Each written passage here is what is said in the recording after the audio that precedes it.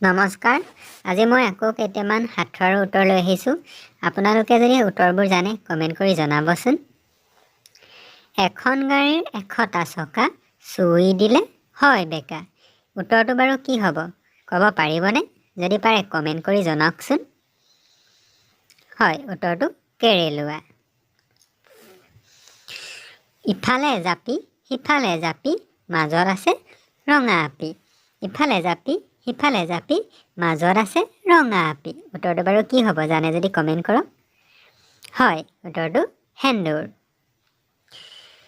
কোন স্কুলত শিক্ষক থাকে কিন্তু ছাত্ৰ নাথাকে? আপোনালোকে ক'ব পাৰিবনে এনেকুৱা কি স্কুল আছে য'ত শিক্ষক থাকে কিন্তু ছাত্ৰ নাথাকে? গাৰ্লছ স্কুলত। হয়, গাৰ্লছ স্কুলত ছাত্ৰ নাথাকে, ছাত্ৰীহে থাকে আৰু কিন্তু শিক্ষকো থাকে। কি বস্তু সদায় গৰম হৈ থাকে? আপোনালোকে ক'ব পাৰিবনে যিমান ঠাণ্ডা হ'লেও সদায় গৰম হৈ থকা বস্তুটো কি? যদি জানে কমেণ্ট কৰকচোন। হয়, গৰম মছলা। গৰম মছলা সদায় গৰম হৈ থাকে। আমাৰ লগত থাকে সদায় নকৰে কোনো কামৰ সহায়। বিপদ হ'লেও নাচাই গৰি। কি বাৰু কোৱাচোন ভাবি? ক'ব পাৰিবনে আপোনালোকে কি বাৰু যি আমাৰ লগত সদায় থাকে কিন্তু আমাক কেতিয়াও সহায় নকৰে? হয়, উত্তৰটো চাহ। চাহ আমাৰ লগত সদায় থাকে, যলৈ যাওঁ তলৈকে যায় কিন্তু আমাক কেতিয়াও সহায় নকৰে।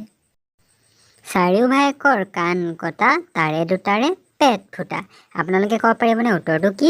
যদি জানে কমেণ্ট কৰি জনাওকচোন। হয়, উত্তৰটো হৈছে তাঁতৰ খুটা। যদি আপোনালোকে ভিডিঅ'টো ভাল পাইছে লাইক এটা কৰি দিব আৰু ছাবস্ক্ৰাইব এটা কৰিব বুলিও আশা কৰিলোঁ।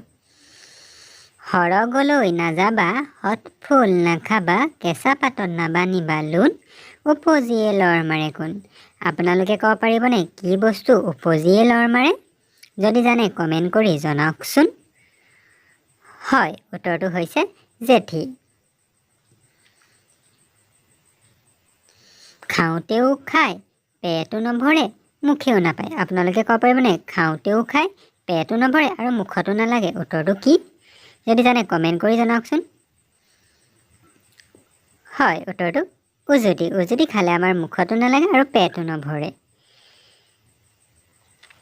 দেখিলেই চোঁ চোঁ লাগে, চুলেই আকৌ চাওঁ চাওঁ লাগে। উত্তৰটো কি ক'ব পাৰিবনে? যি দেখিলেই আমাৰ চোঁ চোঁ লাগে আৰু চুলেই চাওঁ চাওঁ লাগে। যদি জানে কমেণ্ট কৰি উত্তৰটো জনাবচোন। হয়, উত্তৰটো হৈছে মোবাইল ফোন। মোবাইল ফোন আমাৰ যেতিয়া দেখোঁ আমাৰ চোঁ চোঁ লাগে আৰু চোৱাৰ পিছত কিবা এটা চাওঁ চাওঁ লাগি থাকে। ডেকা কালত আকাশ বোৱা, বুঢ়া কালত তলমুৱা। আপোনালোকে ক'ব পাৰিবনে কি বস্তু যি ডেকা কালত আকাশ বোৱা হয় আৰু বুঢ়া কালত তলমুৱা হৈ যায়? যদি জানে কমেণ্ট কৰকচোন। হয়, উত্তৰটো হৈছে বাঁহ। বাঁহ ডেকা কালত আকাশমুৱা আৰু বুঢ়া কালত তলমুৱা হৈ থাকে। যদি ভিডিঅ'টো ভাল পালে লাইক এটা কৰি দিব।